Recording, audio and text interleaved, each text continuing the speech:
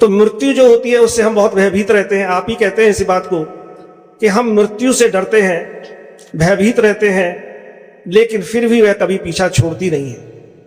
तो कैसे पीछा छोड़े वो, कैसे हम बचें? जो होने वाला है वो होगा भी, लेकिन फिर भी हम उस पर कुछ विजय प्राप्त कर लें। लेकिन कभी ये विचार किया कि हम सत्संग में, भंडारे में यहाँ क्यों आए हैं?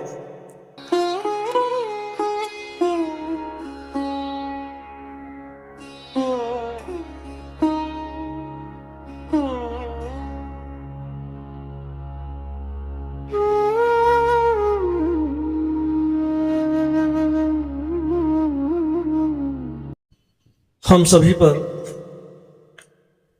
गुरु महाराज साहब की ऐसी दया और कृपा है कि हम यहाँ पर गुरु महाराज साहब के दरबार में दूर दूर से यहाँ उपस्थित हुए हैं।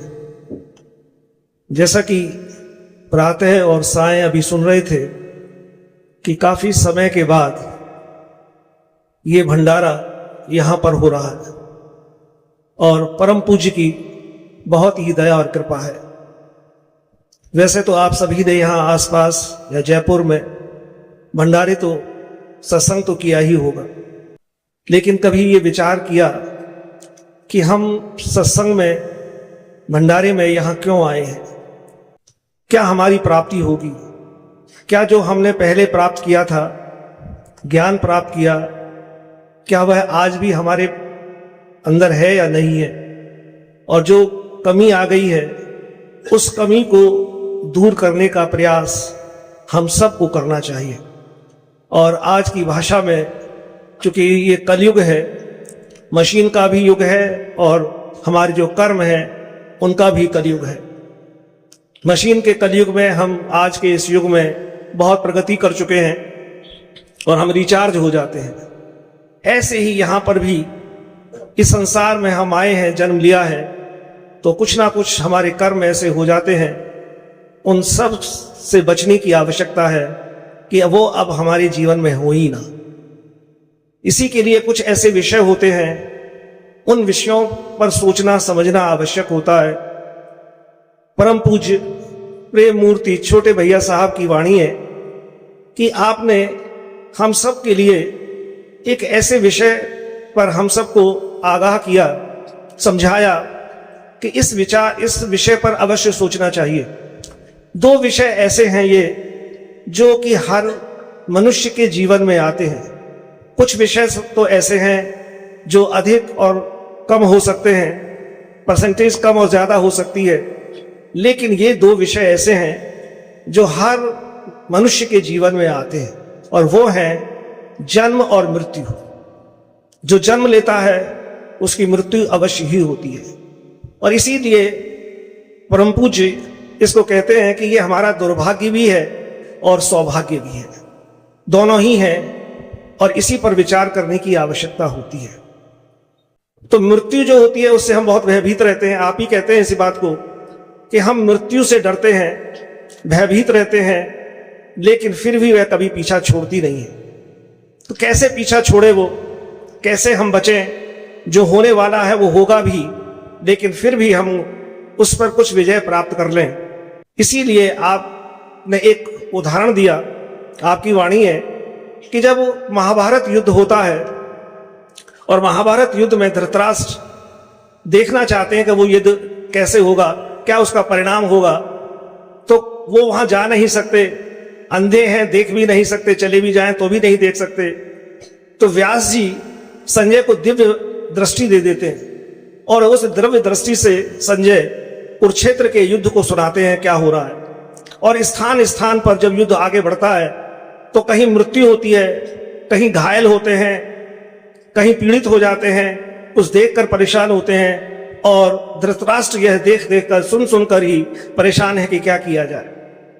तो वह संजय से कहते हैं, धृतराष्ट्र संजय से कहते हैं कि मुझे मृत्यु समझ में नहीं आती, क्या किया जाए।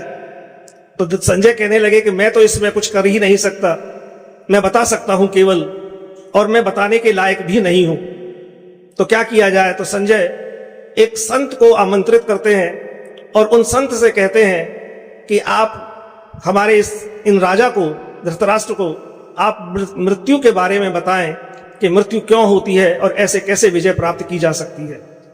तो वह जो राजन, जो संत थे, उन्होंने उस मृत्यु के बारे में बताया, व्याख्या की कि परम पूज्य हम सबको वही सीख देते हैं, वही समझाते हैं, ज्ञान देते हैं कि मृत्यु तो, जो जन्म लिया है मृत्यु तो होगी ही, लेकिन मृत्यु क्या है, जैसे एक सर्प जो है वो अपनी कांचरी बदलता है, ऐसे ही है, जाता कहीं नहीं है। जो जाते हैं वो पुनः फिर जन्म लेते हैं, ये आने जाने का चलता ही रहता है।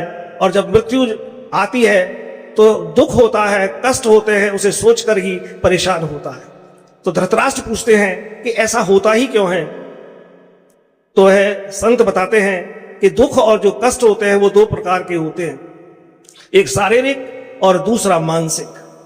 शारीरिक जो कष्ट होता है वह तो बहुत जल्दी समाप्त हो जाता है कि जो आया है वह जाएगा ही, लेकिन जो मानसिक कष्ट है वह कष्ट परम पूज्य बताते हैं हम सब के लिए कि ये जो कष्ट है ये क्यों होता है, क्योंकि तीन बातें हमको संसार में प्राप्त हो जाती हैं, हम उसमें ही फंसे रहते हैं, और वो है लोभ, मोह और अहंकार। ये तीन बातें ऐसी हैं जो सबको पीड़ित करती हैं, इनसे ही बचने की आवश्यकता होती है। और इनसे कैसे बचा जाए, इसके लिए आवश्यक होता है कि गुरु महाराज साहब के दो सूत्रों पर विशेष तौर से ध्यान देने की आवश्यकता होती है, समझने की आवश्यकता होती है। मात्र पढ़ लेना, सुनना ही पर्याप्त नहीं है। इसीलिए परम पूज्य की वाणी है कि क्या करें इसके लिए, कि कैसे इन पर नियंत्रण किया जाए। दो बातें, एक तो ये समझ के चलिए कि आप मेहमान बनकर आए हैं यहाँ पर, आप मेहमान हैं, आपका कुछ नहीं है इसमें। जैसे कि कोई मेहमान घर पर आता है तो वह नियंत्रण में रहता है,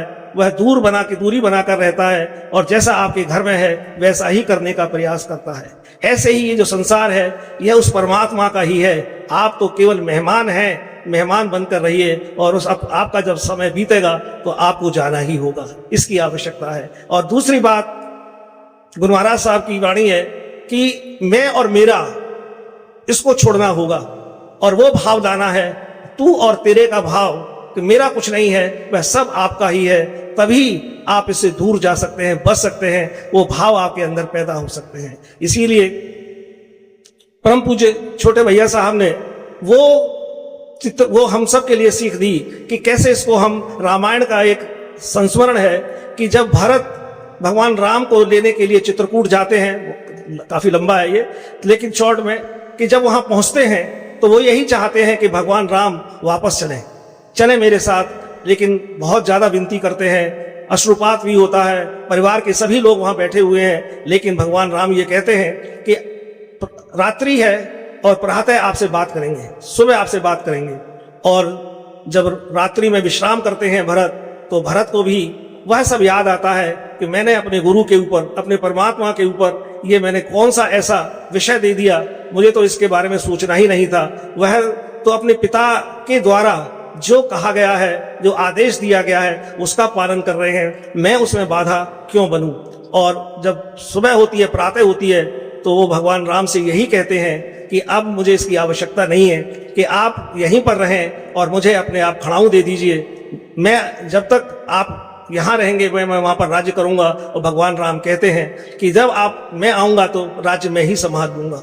ये जो कथन है ये हम सब के लिए है कि हम इस संसार में आए हैं, तो इस संसार में हम किस प्रकार से रहें, जो भी कुछ है उस परमात्मा का ही है। इसी के लिए आवश्यकता होती है कि हम ऐसे रहें, ऐसे अपना जीवन यहाँ पर जिए। और गुरु महाराज साहब के द्वारा जो भी संदेश दिया गया है, जो भी शिक्षाएं दी गई हैं, उससे हमारे अंदर परम पूज्य छोटे भैया साहब ने एक और हम सब के लिए सीख दी कि समर्पण का भाव आना चाहिए हमारे अंदर। हमारे अंदर समर्पण का भाव आ गया तो हम सब कुछ प्राप्त कर लेते हैं। और समर्पण कैसा?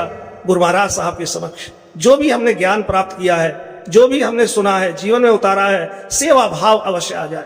और समर्पण जो होता है वह सब कुछ प्रदान कर देता है। छोटे भैया साहब ने इतना सुंदर और ऐसा संस्मरण है वह कि जो कि हम सबको अच्छा लगता है कि आप कहते हैं कि कैसे समर्पण आता है गुरु के समक्ष, कैसे समर्पण लाया जाए, कैसे आता है, तो हम उससे शिक्षा प्राप्त करें। आप कहते हैं कि दो फकीर थे, दो संत थे, एक स्थान पर रहा करते थे। वहां पर एक शिक्षा प्राप्त करने के लिए शिष्य आते थे, शिक्षा प्राप्त करते थे, वहीं रहते थे।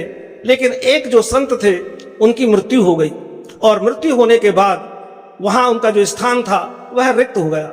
वहां एक विद्यार्थी था, वह विद्यार्थी बड़ा परेशान और कष्ट में रहे, और वो परिवार के साथ ही रहता था कि लेकिन उसको जब वो शाम के समय निकलता तो देखता कि एक जो संत हैं दूसरे, वह अपने दरवाजे के बाहर, घर के दरवाजे के बाहर खाट बिछाकर बैठ जाते थे। तो वह जो विद्यार्थी था उसे लगा कि मैं इनका सानिध्य प्राप्त करूं, इनके साथ रहूं तो मेरे जीवन में भी कुछ परिवर्तन आए। तो वो उनके साथ वो पहले बैठते थे, नीचे वो विद्यार्थी बैठ जाते थे, और जब बैठते थे तो ऐसे ही कई दिन तक यही सब चलता रहा। तो एक दिन वो जो संत थे वो उसे कुछ सिखा रहे थे, बता रहे थे, शिक्षा दे रहे थे, ज्ञान दे रहे थे, वो सुन रहा था, लेकिन बार बार खड़ा हो जाता था। हर बार खड़ा होता था, कुछ बोले फिर खड़ा हो जाता था, फिर बैठा फिर खड़ा हो जाता था। तो वो कहने लगे कि भाई आप बड़े व्यथित हैं, आप बड़े परेशान हैं, आपके कुछ समझ में नहीं आ रहा, क्या बात है ऐसी।